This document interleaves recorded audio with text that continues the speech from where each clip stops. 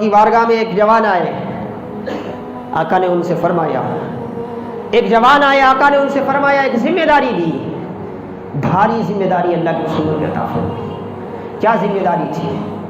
مدینہ جب رسول اللہ صلی اللہ علیہ وسلم پہنچے تو گویا ایک اسلامی سلطنت کا آغاز ہو چکا تھا، اور سلطنت کے بہت سے امور ہوتے ہیں اور بیرون سلطنت کے بہت سے افراد سے رابطہ کرنا پڑتا ہے، ان کے رسائل ہمارے تک آتے ہیں، ہمارے رسائل ان تک جاتے ہیں، ہمارے پیغام ان کے پاس، ان کے پیغام ہمارے پاس۔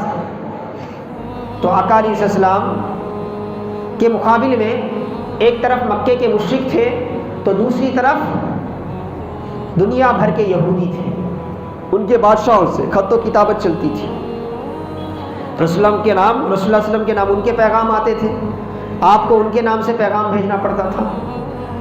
پریشانی یہ تھی، یہودیوں کی اپنی زبان تھی اور صحابہ میں اس زبان کا جاننے والا کوئی موجود نہیں تھا، تو اسی لیے اگر کچھ بھیجنا ہے تو کسی یہودی کو پکڑ کر کیا ہے لکھا کر بھیجنا پڑتا تھا، اور کوئی پیغام آتا تو کسی یہودی سے پڑھ کر کیا ہے اس کو سمجھنا پڑتا کہ بھئی کیا پیغام آیا ہے۔ تو رسول اللہ صلی اللہ علیہ وسلم نے ایک جوان کو بلایا، بلا کر فرمایا، مجھے یہودیوں پر اطمینان نہیں ہے، دنیا بھر کی غدار قسم کی قوم یہودی ہے، قابل بھروسہ نہیں ہوتی۔ تو آقا نے فرمایا مجھے اطمینان نہیں ہے یہودیوں پر، اور اسی لیے میں یہودیوں سے خط لکھواؤں یا آئے ہوئے خط کو یہودیوں سے پڑھواؤں، اس میں مجھے بے چینی ہوتی ہے۔ رسول اللہ صلی اللہ علیہ وسلم کے فرمانے کا مطلب کیا تھا؟ بے چینی ہوتی ہے۔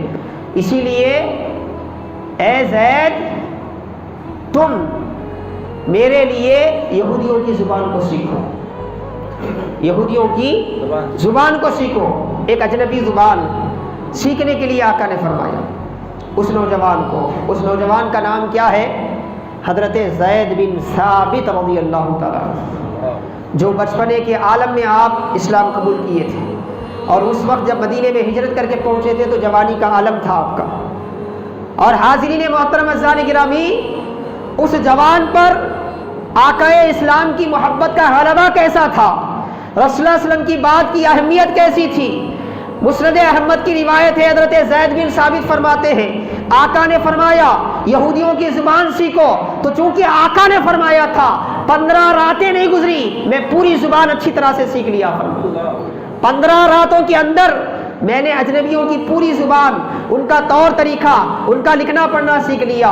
اس کے بعد آپ کی ذمہ داری بن گئی، کیا ذمہ داری بن گئی؟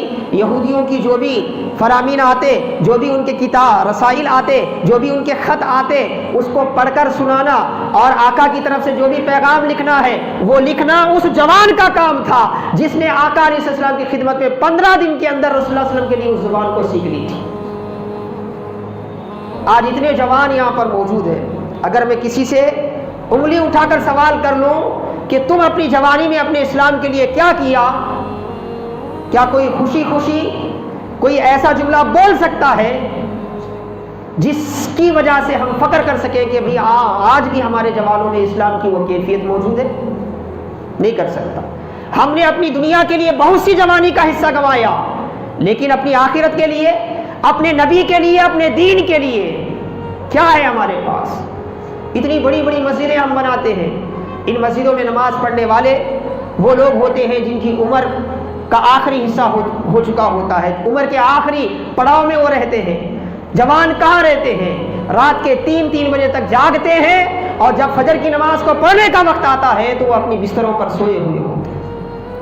اور ایک وہ جوانی بھی ہے صحابہ کرام کی، آپ دیکھیں 15 دن، چونکہ مصطفیٰ نے فرمایا تھا ایک انتہائی ادق زبان، پریشان کن زبان کو صرف اس لیے کہ آقا نے فرمایا 15 دن میں سیکھ کر دکھا دیا، 15 دن میں